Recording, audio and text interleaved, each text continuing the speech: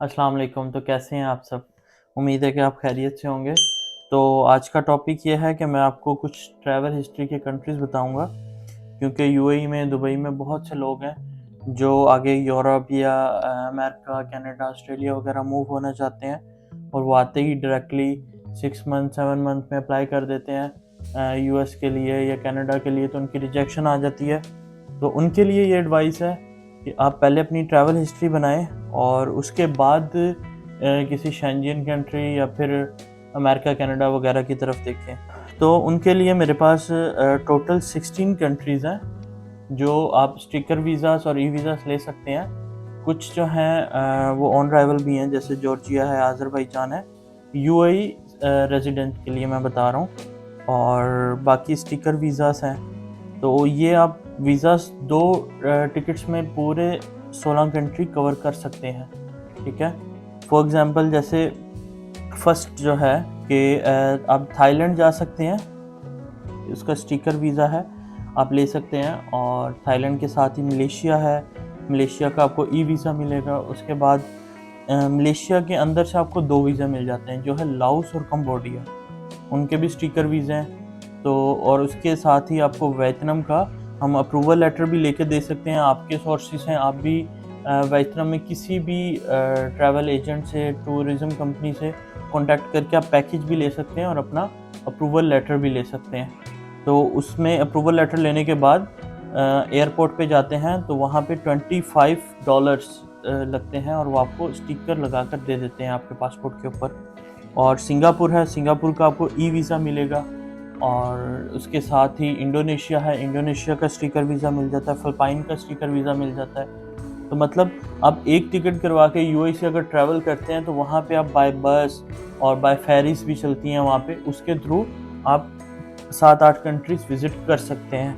ठीक है। तो सेकंड ट्रिप आ जाता है जॉर्जिया साइड पे। अब जैसे कि यूएई में लोग रह रहे हैं, उनके पास यूएई का आईडी है, रेजिडेंट है, वो जॉर्जिया ऑन अराइवल जा सकते हैं। लेकिन जिनका डेजिग्नेशन अच्छा है, ठीक है, वो जा सकते हैं। लेबर कैटेगरी के या फिर लो डेजिग्नेशन वाले ना करें, वो फिर एयरपोर्ट से डिपोर्ट करते हैं। जॉर्जिया के साथ ही आज़रबाईजान है, उसका आप ई वीज़ा भी ले सकते हैं, ऑन अराइवल वीज़ा भी ले सकते हैं। ठीक है, वहाँ आप जा सकते हैं। उसके साथ तुर्कमेनिस्तान है, तुर्कमेनिस्तान का स्टिकर वीज़ा लगता है, लेकिन उसके लिए आपको पहले अप्रूवल लेटर लेना पड़ता है किसी टूरिज़्म कंपनी से, क्योंकि तुर्कमेनिस्तान के ज़्यादातर जो हैं वो मिलते हैं, पूरे पैकेजेस मिलते हैं। तो ताकि 3 डेज़ का 4 डेज़ का आपको पैकेज बाय करना पड़ता है, वो थोड़ा एक्सपेंसिव हो जाता है। तो आगे चल के मैं आपको इन सब वीज़ाज़ की प्राइस भी बताता हूँ, जो कि एम्बेसी कॉस्ट है, मैं आपको वो भी आपके साथ शेयर करता हूँ। और तुर्कमेनिस्तान के साथ फिर उज़्बेकिस्तान आ जाता है, वो भी यूएई के लिए जितने भी रेजिडेंट्स हैं उनके लिए ऑन अराइवल है, वो आपको एयरपोर्ट पे स्टिकर मिल जाता है। ताजिकिस्तान है, उसका वीज़ा आपको स्टिकर वीज़ा यूएई से मिल जाता है, उसके लिए इन्विटेशन चाहिए होता है। बहुत सारी कंपनीज हैं जो कि आपको लगा कर देती हैं, और बहुत ही रीज़नेबल प्राइस में हम भी लगा कर देते हैं। और उसके साथ किर्गिस्तान है, किर्गिस्तान का ऑन राइवल स्टिकर भी मिल जाता है, लेकिन फॉर सेफ साइड कि वहाँ से आपको डिपोर्ट ना होना पड़े या वहाँ एयरपोर्ट पे कोई प्रॉब्लम ना हो, आप यूएई से भी लगवा कर फ्लाई कर सकते हैं। और उसके साथ ही काज़ाकिस्तान है, जो उसके लिए आपको इनविटेशन चाहिए होता है, वो भी आपको कोई ना कोई पैकेज बाय करना पड़ता है। और मंगोलिया है, उसके लिए आपको कुछ भी नहीं चाहिए, तो उसका भी स्टिकर वीज़ा है, वो भी आपको यूएई से लगाकर फ्लाई करना पड़ता है। और जहाँ तक बात है इन सब वीज़ास की कॉस्ट की, तो थाईलैंड की जो एम्बेसी कॉस्ट है वो अराउंड 400 दरम्स है।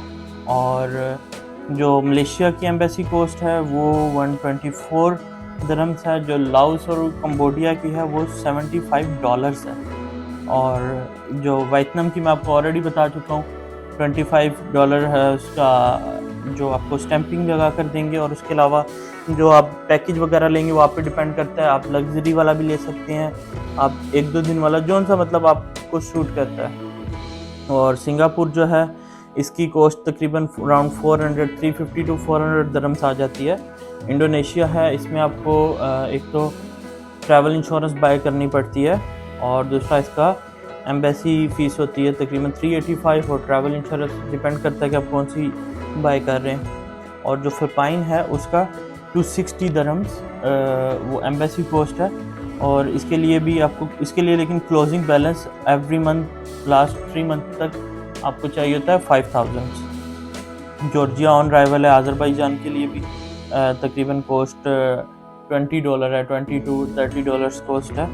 और तुर्कमेनिस्तान का मैं आपको बता चुका हूँ कि उसके लिए आपको पैकेज बाय करना पड़ेगा। और जैसे कि उज़्बेकिस्तान है वो भी ऑन राइवल है।